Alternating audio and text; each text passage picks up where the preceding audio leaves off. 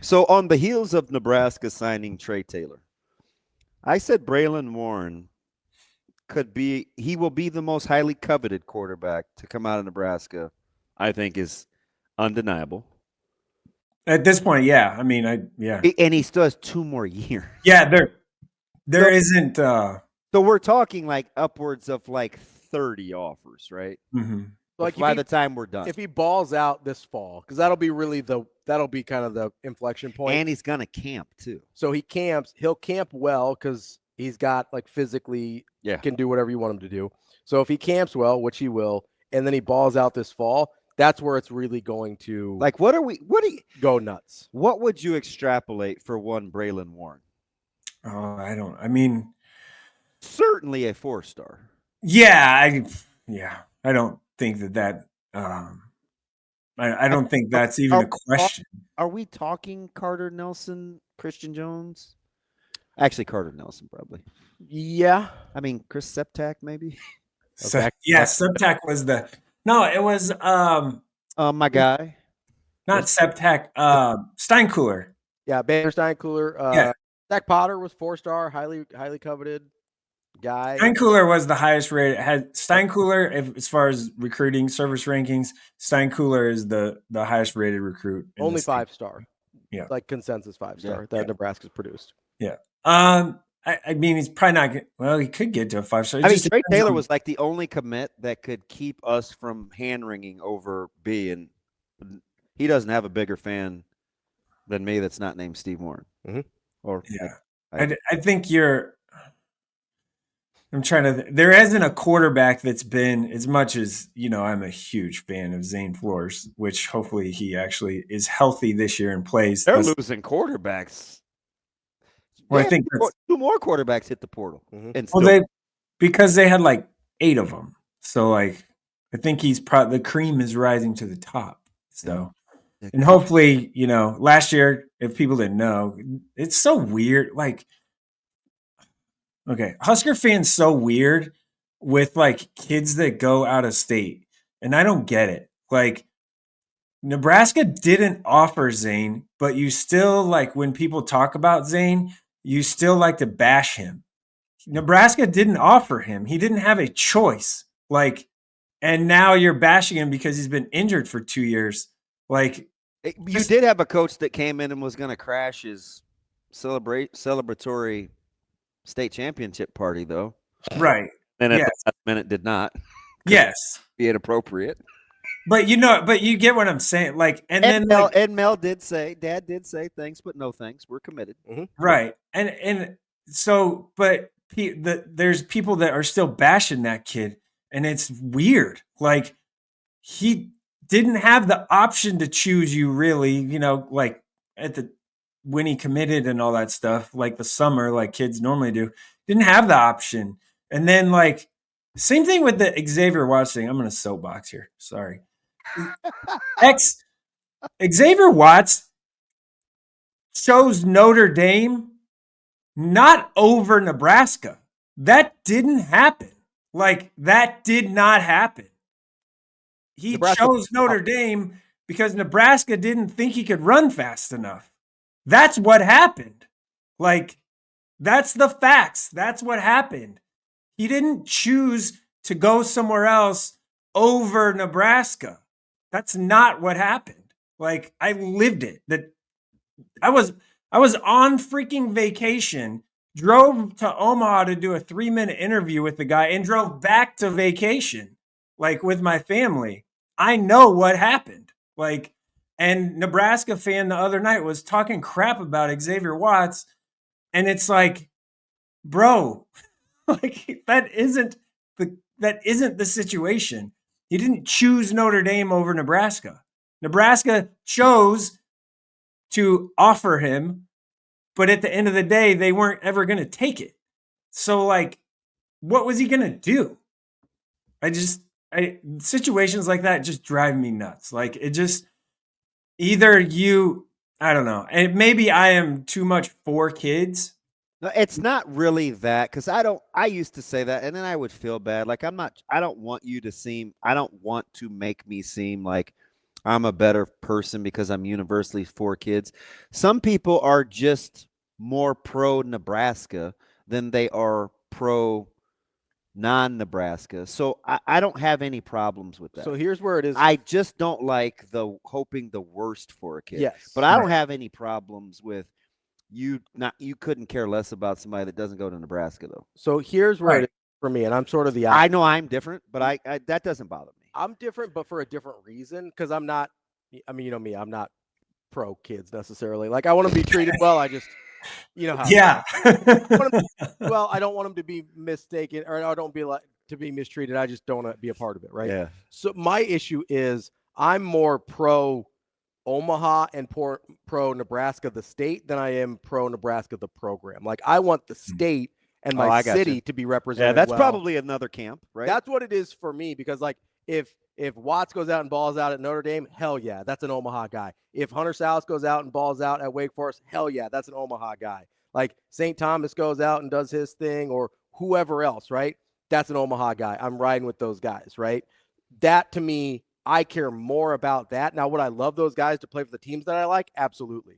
But at the end of the day, I want the place I'm from to be represented well.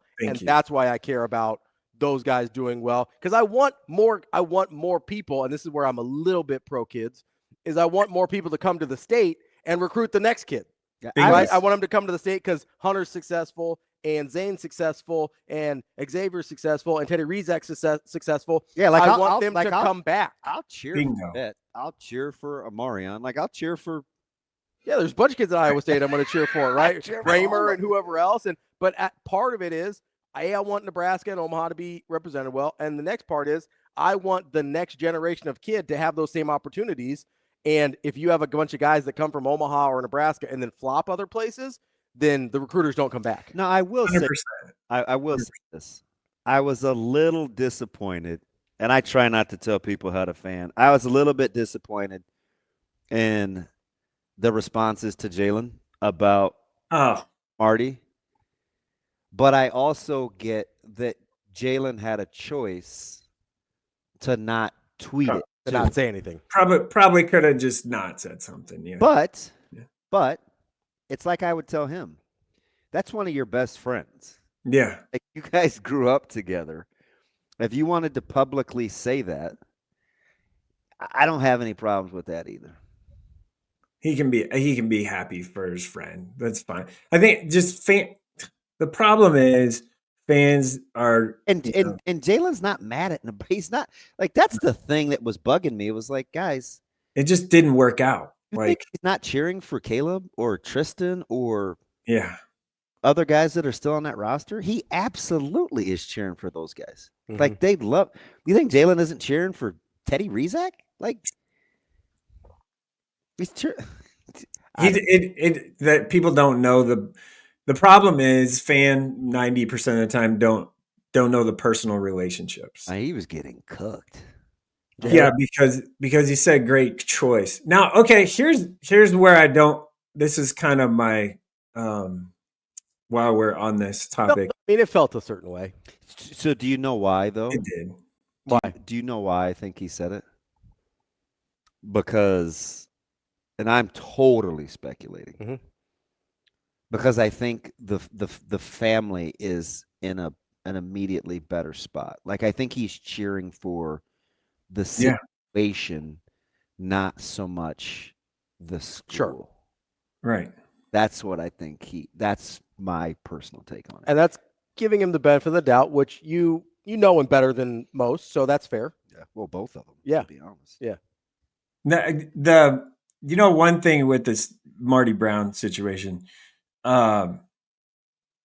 Marcus Siegel got drafted too. He went to Kansas State. He also was at North Dakota State at first, and no one's mad at him for not going to Nebraska. 49er great, Marcus Siegel. But you know what I mean? Like, nobody talks about him. God, double standard. Like it's if we're not screw that kid because he didn't go to Nebraska. Well, like the day that Burke stomped a mud hole in us when we had to move that game to daytime because of the weather, and Who's the wrestling phenom that ran for like 226 miles that day? Burks. Yeah. Yeah. Mm-hmm. Like on that field, Burks. like Burks, Siegel, Heinrich, Hickman, Watts. I remember that game. It was There was like on the field that day of guys playing was incredible. So you want to know the double standard there, Mike? I'm like, pretty sure they smacked you that day too. yeah, well aware. You want to know the double standard, Mike, and it's the same thing we saw with Charmar Brown the first time around. When you're going to North Dakota State, we assume you're not good enough to play at Nebraska. Then when it comes back, I don't think we believe that anymore. I think there's still a certain. There's a lot of people that believe that, and there's a lot of people selling Nebraska and short. Stop. I don't. Stop. I think people see FCS and they're like, I wasn't good enough. What you just hit me with about Minnesota? And I'm like, hey, bro, look at the draft. Same way I feel about North Dakota State. They get more guys drafted than we do. And so you think we're thumbing our nose up at NDSU? Do you want me to put a poll out there to see if people think Nebraska is more talented than Minnesota? Do you want me to put a poll out there and say if we played North Dakota State 8 of the last 10 years that people don't think North Dakota State would beat us? It'd be a 500. Different question. It is. It's not. Nebraska fans think they're more talented and think they would still lose. It would be 5-5. In so many games that we're more talented than teams. No, right? we lose most of those games that we're more talented than teams. That's my point. That's why it's a different question. North Dakota State versus Nebraska would have been 5-5. Nebraska has an irrational reverence for North Dakota State. I don't know. It seems like when high school. I don't know if it's the both. I don't know. Like the last 5 coaches there have won a national title. I get that. For me, when it seems like guys are going there out of high school, we think like, oh, that's nice for them. Like when a kid goes FCS out of high school, that's the sense that I get. Oh, that's fair. I think it's like, oh, I might not argue that. So that's what it seems like. That's why we're not mad. You said weird. You said it better the second time. Well, like I got 3 hours, man. Give me a second. We're out here. This is like, what is that? Give me a second. No, I think when a guy goes FCS out of high school from Nebraska, we're like, oh man, good for them. Nice job. We don't. When they go to Illinois or somewhere else, another power conference out of high school, we go, oh, what the hell? How come Nebraska didn't get them? Like we don't view it as equals. We view it as like, oh man, they got a shot. Good for them. That's a good program. That's why I think it's different with Marcus Siegel versus Xavier Watts going to Notre Dame. What do you think, Jerome? Oh man, let me get myself in trouble. You're a grown up. That is because we can't think for ourselves. We, as in fans, etc., can't think for ourselves. We rely on people to tell you how good a player is and how good they're not without going and seeing for your own eyes. Even though those people haven't actually seen players with their own eyes too. So that is why you think players like Marcus Siegel, even though he had like an 8-pack and was built like a brick shit house in high school, but you never saw him play. So when he goes to North Dakota State or whatever, the punt, pass, and kick analyst has never seen the person play. So then you just believe that they're not good enough.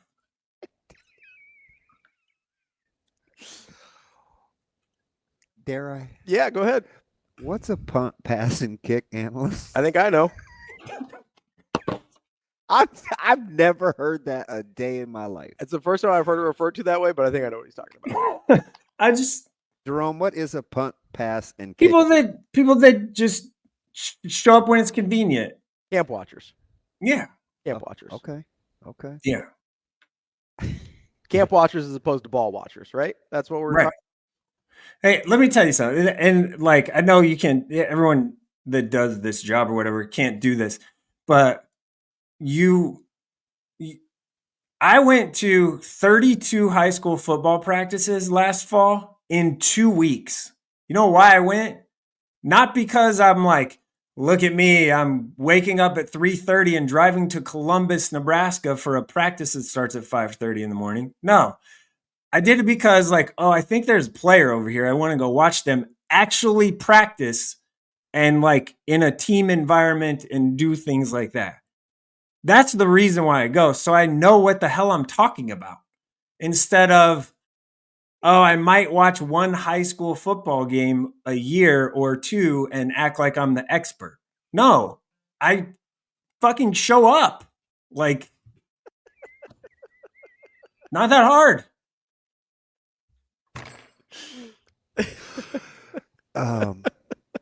Jerome. What? It's not. Like, just show up. Yeah. So this is going to be an interesting cycle, right? Especially with like the numbers and the numbers game and whether you get things grandfathered in or not. And there's usually a guy or two every year that will get the dander ruffled. Safe to say this year and this upcoming season, it will be one Darian Jones. Oh, why? I guess why did you say that? Because I'm going to guess, like I said in the preseason last year, he's going to have a monster year. Yeah. Oh. And if he's healthy, he will do it again. Mm-hmm. And we will toss this thing around. Now, there are several candidates, right? There's Bryson Williams. Amarian Jackson. There's Bryson Williams has potential, but he doesn't have the offers yet. Right? So Right. I'm talking about the guys that have offers that we will hand ring about. He's got to be number one suspect, doesn't he? Yeah, I think that's probably fair or true. Jensen? Hey, can I say something? Now that's a good one. I love Isaac Jensen, and I've said that for over a year now. I love Isaac Jensen. He catches everything. That dude is a dude. He has more people to share with, though. Yeah. I mean, Darian is clearly the guy, the dude. Yeah. Oh, yeah. And North, he impacts everything. Lots of things. Special team, yeah.